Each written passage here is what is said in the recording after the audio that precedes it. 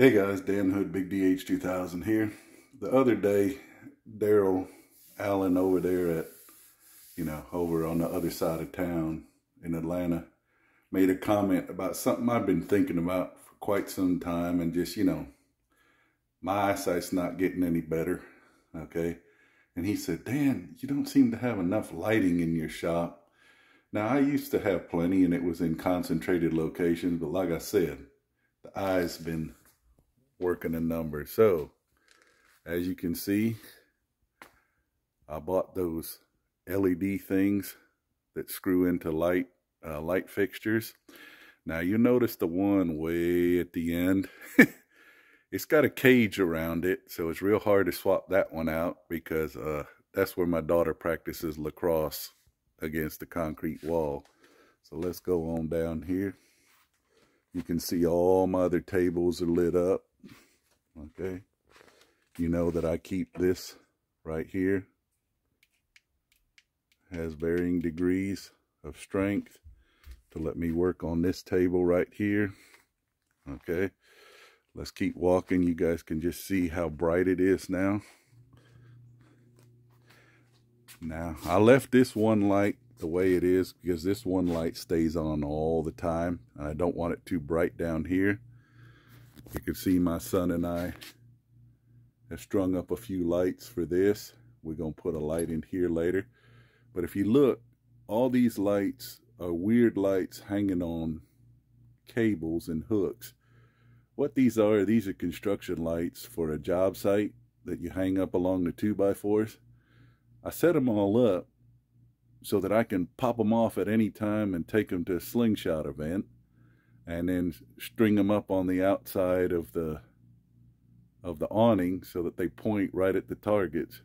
And someone said, well, what happens if you get bounce back and it cracks them? Well, they're lifetime guaranteed. I guess I'll just take them back and see how lifetime guaranteed they are.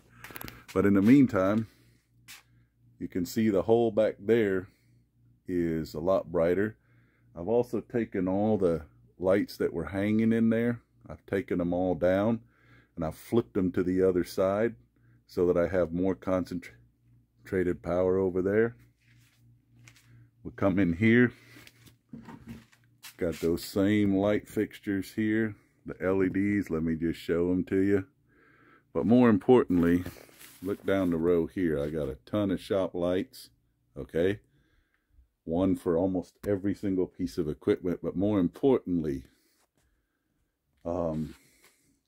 if you look up here, you'll notice that these are complete. They're LEDs, but they're a different color of LEDs. These are the soft white, and I've got the bright white over there. So I have two kinds of light for when I hold up my stuff to look at. So you can see what it looks like in the sunlight, see what it looks like indoors, to make sure that your finish is good enough to pass snuff in both. Okay? Now, the more important thing is I got the completely circular glass bulbs here. Let me walk over here and show you what one of them looks like. Okay, here's the container of what I got. I also got 100-watt ones. Most of the time LEDs you only find 60. It gets a little bit of a struggle to find 100. But if you look, they're completely glass and all around. Some of you are probably wondering, Dan, why'd you get that? Because this aluminum dome, all these aluminum domes are designed to reflect light back. So if you don't have light all the way around hitting the dome, you don't get nearly as much light coming down. Now you can see over here, we've got big, brighter lights also. But more importantly, one thing I did, which changed a lot of stuff. I bought several of these lights and I've done a video on them. Well, I've got one very concentrated here for when I saw. Okay. This drill press, the big one down here, has always had a light. Okay. A nice light and everything. I just swapped out the bulb. Okay. Now, one thing I did do over here, I used a bulb like this. Okay. Some of you are saying, well, Dan, why? Well, first of all, we don't need any of the light going up in it because it doesn't reflect down. But second of all, plastic. So if anything shoots up and hits it, it has less chance of breaking. And even if it breaks, it's not as dangerous. Okay? But the more important thing is I do a lot of drilling on this. And I've laid a light fixture between these two to get down there. I tried a bunch of things. It doesn't have a light on it. But what I have done, you can see now, I've put one of those magnetic lights. Okay. Bam. And it still